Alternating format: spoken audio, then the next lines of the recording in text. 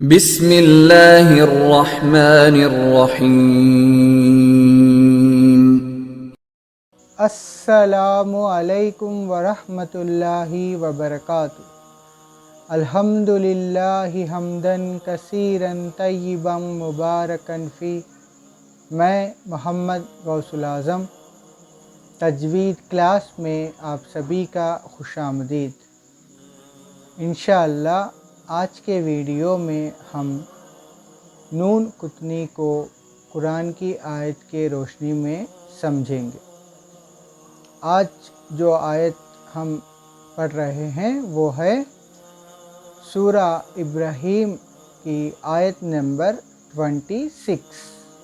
پہلے ہم قاعدے کو سمجھیں گے۔ قرآن کریم میں بعض جگہوں پہ چھوٹا نون لکھا ہوتا ہے جس کو نون قطنی کہتے ہیں، جو دراصل تنوین کا نون ہوتا ہے، جسے زیر دے کر پڑھیں گے۔ قرآن کریم میں جہاں کہیں بھی جزم والا لیٹر اور تشدید والے لیٹر سے پہلے تنوین آئی، یعنی دو زبر، دو زیر اور دو پیش آئے، تو وہاں نون قطنی کا قاعدہ اپلیکیبل ہوگا، اور وہاں چھوٹا نون لکھا ہوگا۔ اس چھوٹے نون کو ہم زیر دے کر آگے والے آگے جو لیٹر ہوتا ہے جزم والا یا تشدید والا، اس سے ملا کر پڑھیں گے۔ یہی تنوین کا قاعدہ ہے۔ اب ہم اس آیت کے روشنی میں اس چیز کو سمجھیں گے۔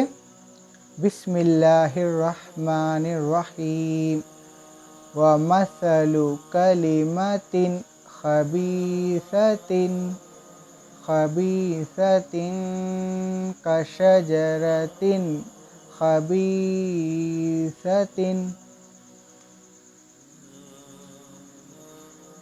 اجْتُثَّتْ۔ اب اتنا حصے پہ غور کرے، یہاں لکھا تو ہے خبیثۃ اور اجتثت، یہاں دیکھیں جیم کو جزم ہے، اور اس سے آگے کیا ہے جو گولتا ہے، اس کے نیچے دو زیر کی تنوین آئی۔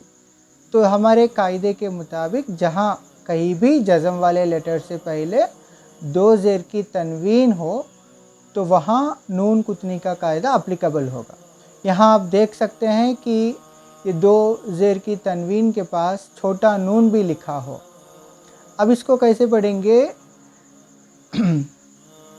دیکھیں، اس کو ہم ہجوں کے ساتھ پڑھیں گے تو آسانی سے سمجھ میں آئے گا۔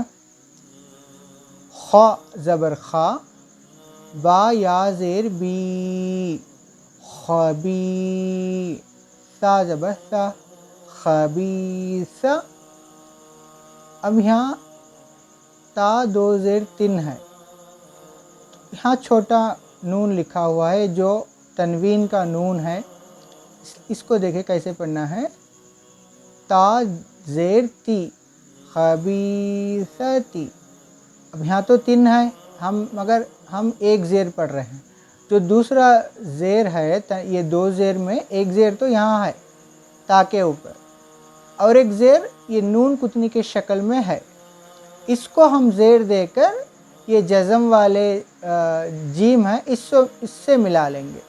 خبیثتی، نون جیم زیر نج، خبیثتی نج، تا سا پیش تس، سا زبر سا، تس سا۔ اب یہاں دیکھیں اس کے بازو میں جزم والا تا ہے، تو اس لیے ہم اس کو اس سا سے ملا لیں گے۔ سا تا زبر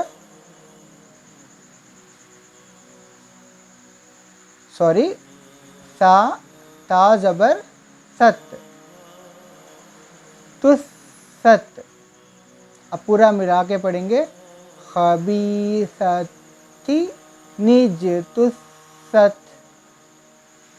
اس طریقے سے جہاں کہیں بھی نون قطنی ہو تو اس کو सामने वाले जज़म वाले लेटर या तशदीद वाले लेटर को ज़ेर देकर ज़ेर की हरकत के साथ मिलाकर पढ़ना होगा।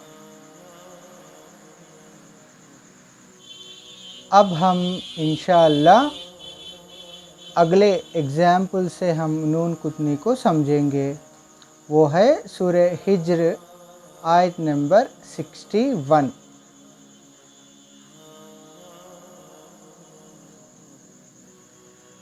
बिस्मिल्लाहिर्रहमानिर्रहीम।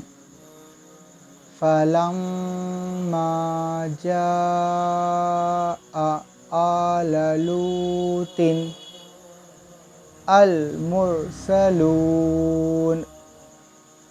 अब देखिए इतना हिस्सा, लूतिन अल मुरसलून, यहाँ नून कुतनी का कायदा अप्लीकेबल होगा, क्योंकि यहाँ जज़म वाले लेटर है, लाम के ऊपर जज़म है। इससे पहले दो तौ पे लूत अलैहिस्सलाम का जो इस्म है, यहाँ तौ पे दो ता के नीचे दो ज़ेर की तनवीन आई है।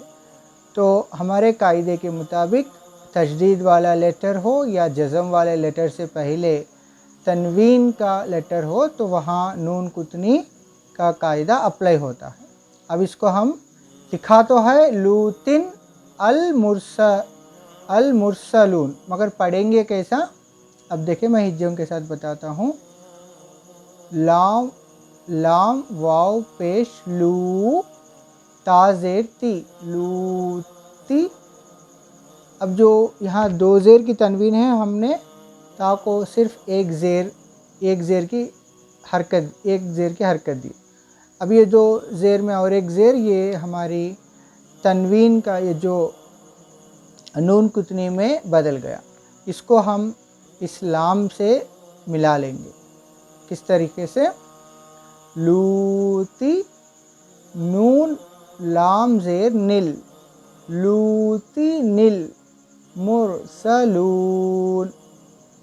अब देखिए लिखा तो है लूतिन अल मुरसलून, मगर पढ़ेंगे कैसे?